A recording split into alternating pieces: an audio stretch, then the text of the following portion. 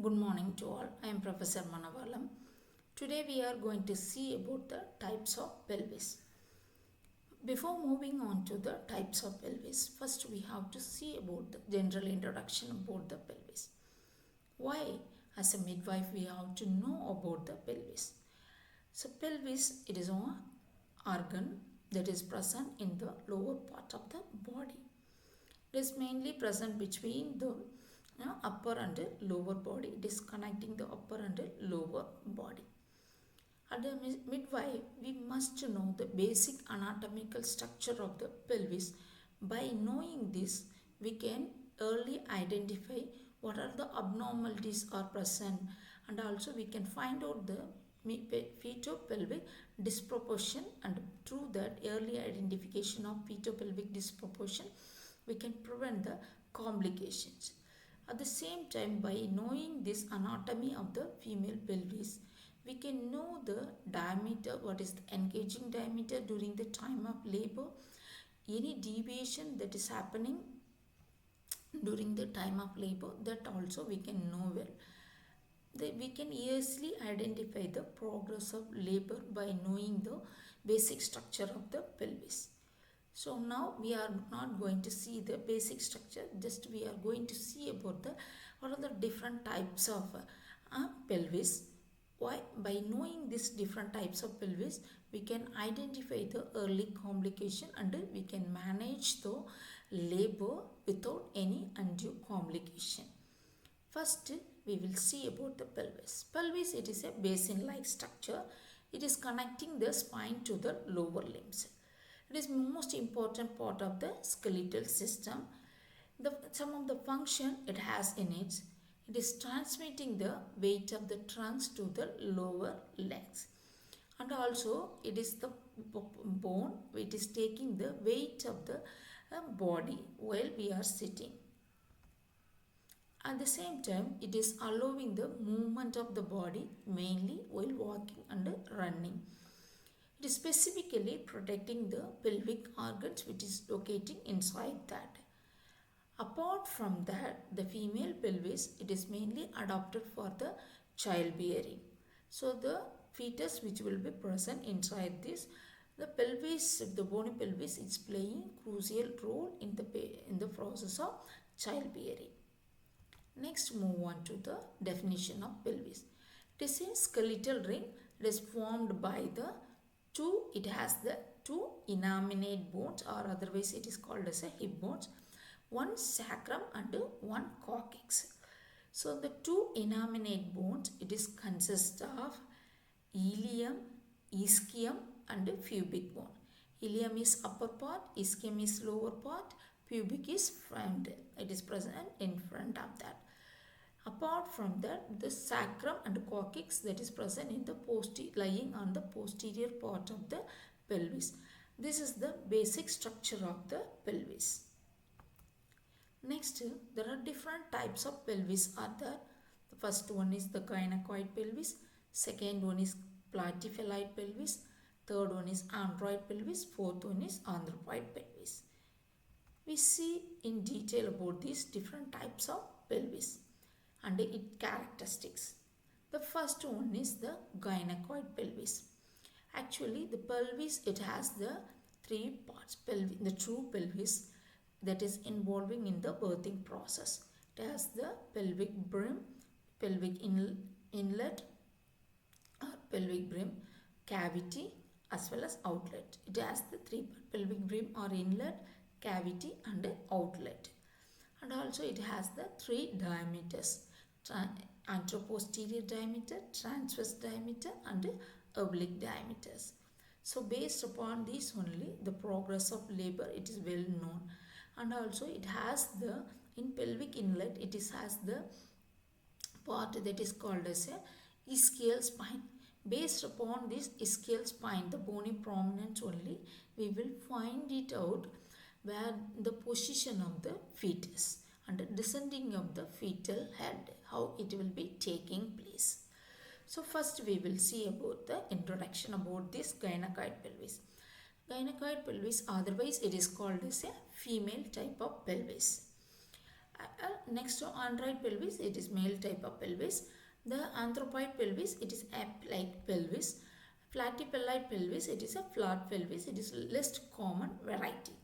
Next, we will move on to the shape of the inlet. It is very essential to know the shape of the inlet in order to know the passage of the fetal head that takes place through this only. So it has adequate accommodation to hold the fetal head skull. So here, in case of female type, the transverse oval in shape. In case of android, it is heart shape. In case of anthropoid, it is AP oval anteroposterior is oval in shape. In case of platypelloid, it is flat bowl-like shape. Next, move on to the relationship of the transverse diameter with the AP diameter. Here, the transverse diameter of the pelvic inlet is slightly bigger than the anteroposterior diameter. So, it is very much helpful to delivery passage of the fetus through the inlet. Next, in case of anthropoid, the transverse diameter is more than the anteroposterior diameter. It is more than the, so though it is more widened. So, it is somewhat very difficult to deliver as a normal. In case of anthropoid, the only pelvis with AP diameter more than the transverse diameter. In case of platypelloid, the transverse diameter is much more than the AP diameter. It is too widened. The transverse diameter is too widened. The anteroposterior diameter is too shortened.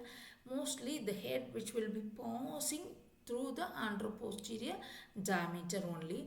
So it is very less, means it is very difficult to passing of the head through the pelvic inlet.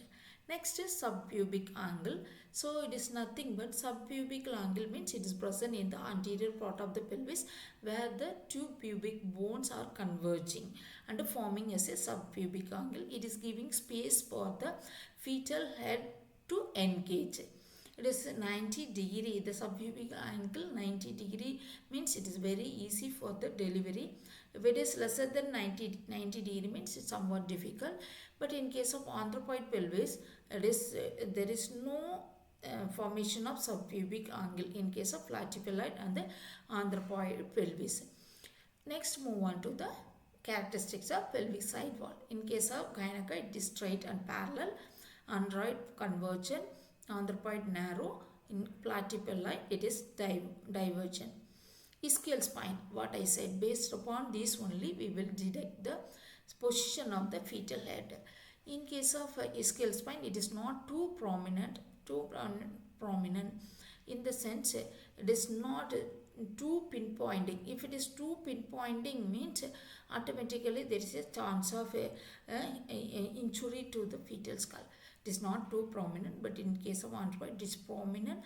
It is not in case of anthropoid and platypelloid also it is not too prominent. Obstetrical outcome, based upon the types of pelvis there will be a different types of obstetrical outcome. In case of gynecoid there may be a chance of normal delivery. There is no difficulty of engagement of the fetal head. And also the mid cavity position of the fetal may be a left occipital transfer or left occipital anterior. Most probably it is left occipital anterior, that is the normal position of the fetal head. So the outcome is very easy. Most probably the type of delivery is normal delivery. But in case of android pelvis, the engagement of the fetus which will be getting delayed because of there may be a variation between the diameters of the fetal skull. There may be a higher chance of deep transverse arrest because the transverse diameter is more than the anteroposterior diameter, and there is a higher chance of malposition like a occipital-posterior position is more common in case of android pelvis. So we have to use some instrument, either forceps or vacuum, to deliver the fetus. Next, in case of anthropoid pelvis, here the anteroposterior diameter is more than the transverse diameter.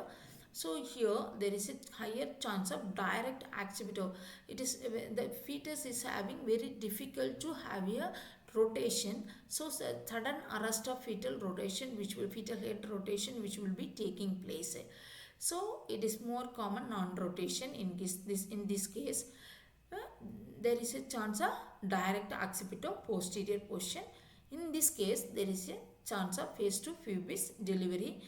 In case of face to pubis delivery, there is a higher chance of the face which will be sweeps in the under the symphysis pubis, chance of injury to the face. Next, move on to the platypelloid. Here the head is engaging in the transverse diameter. So it is very difficult because it is there is maybe a different relationship between the fetal skull and female pelvis in this diameter. It is very narrowing diameter, so it is very difficult to engage.